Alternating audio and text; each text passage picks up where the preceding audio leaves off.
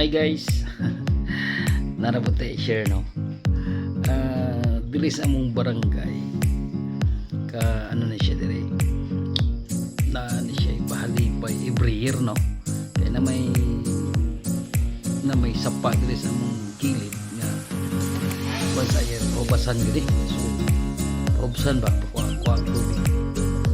So expected na gid nga nagi mga kada tuig na mahubsan man naging mga isda ni sa inaada sa sapa no? So ang barangay nagpasibya na before sa mahubas. So sige nagsusuroy sa mga kapurukan nga kung kinsa tong gusto muambit sa isda dito sa sapa magpalista lang sa barangay hall. So karon kita yan mangyawat po dato ato na rin sa barangay para lista ta. So pagkaugma alas 8 nya kita di kanilaging kuan nga kamot po ta ba ubay-ubay po na makuha.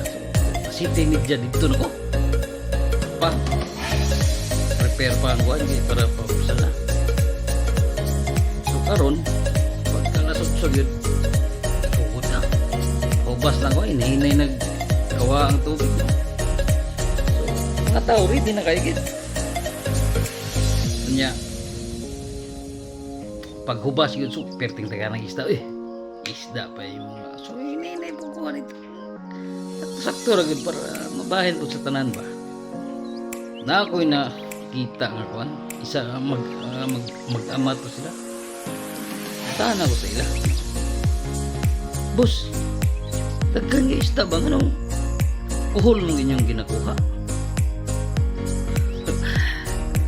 katawa tong kuan hindi katawa tong amahan na siya